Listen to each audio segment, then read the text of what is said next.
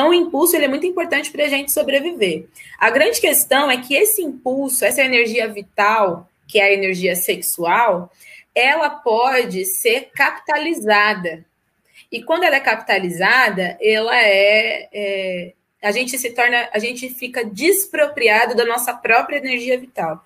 E aí a gente compensa essa despropriação comprando, consumindo frações pequenas daquilo que já está em nós, mas a gente não vê.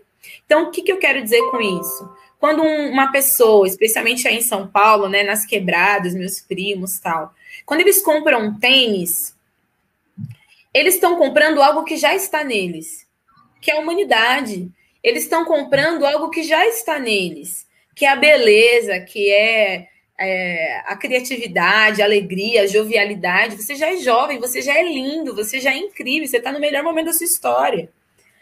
Só que, como a gente está despropriado dessa energia vital, eu preciso impulsionar em mim formas de acessar aquilo que vai me trazer o que eles estão dizendo que não é em mim, que só está no tênis, e que só está na moto, e que só está no carro. E isso tem a ver com a minha potência. Porque, afinal de contas, a campanha publicitária dos tênis fala de potência, fala de velocidade, fala de intensidade.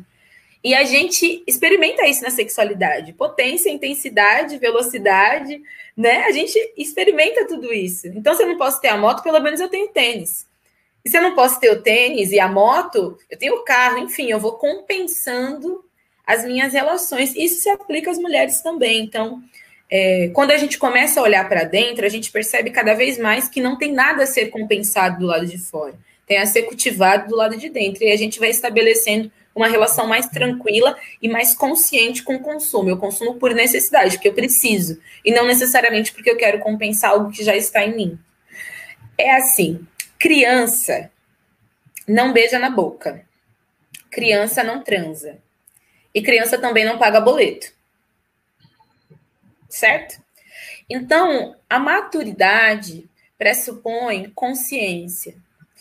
Se a gente faz um atendimento do ego o tempo todo, então tudo que eu quero eu tenho que ter, a gente está agindo de maneira infantil, de maneira imatura, né? Inclusive inconsequente. E aí é fundamental que a gente se coloque no lugar da autorresponsabilidade. E o que é autorresponsabilidade? É a habilidade de responder às consequências das ações que eu impulsiono, que eu direciono, que eu canalizo. Então, se, do ponto de vista da maturidade, então, se a criança não beija na boca, se a criança não transa, assim como a criança não paga boleto, para ela, tanto faz as consequências. Ela só quer o brinquedo, ela só quer a moto, ela só quer o carro, porque ela não vai pagar boleto de nada. Assim como a interação sexual. A interação sexual, ela pressupõe autorresponsabilidade sobre mim, sobre o outro, né? Ela pressupõe a responsabilidade, né? A habilidade de responder o porquê eu estou nesse ato sexual, porque eu estou compartilhando a minha energia, meu corpo com essa pessoa. Não é só porque eu quero, não é só porque eu precisava gozar. Não pode ser só por isso. E se for só por isso, eu preciso escolher bem a minha parceria, ou os meus parceiros, ou as minhas parceiras, para que eu tenha condições de estar consciente em cada um desses atos, tanto do consumo quanto da troca de energia sexual. Então, me parece que a grande sacada é estabelecer uma consciência adulta, é estabelecer uma consciência madura, e uma consciência que pressupõe a autorresponsabilidade em relação a consumir, em relação a entender que essa moto complementa a minha experiência de conforto, de trânsito, de mobilidade, mas sem ela eu existo. Então, o problema não está em consumir, não está em ter a moto, o carro, não está em colocar a unha de acrigel, não está em ter a lace. A grande questão é, você só existe com a lace? A grande questão é, você só existe com o carro, com a unha de acrigel? Se o consumo te define. Se sem nada disso você ainda existe, você ainda é alguém passiva de interação, de desejo de estar perto, é alguém que gosta de ser quem é, você tem tesão em ser quem você é. Então, se nada disso compromete seu tesão em ser quem você é, para mim tá tudo certo. Então, você alcançou um lugar de maturidade para interagir com as pessoas, com seu corpo, mas também com as relações de consumo.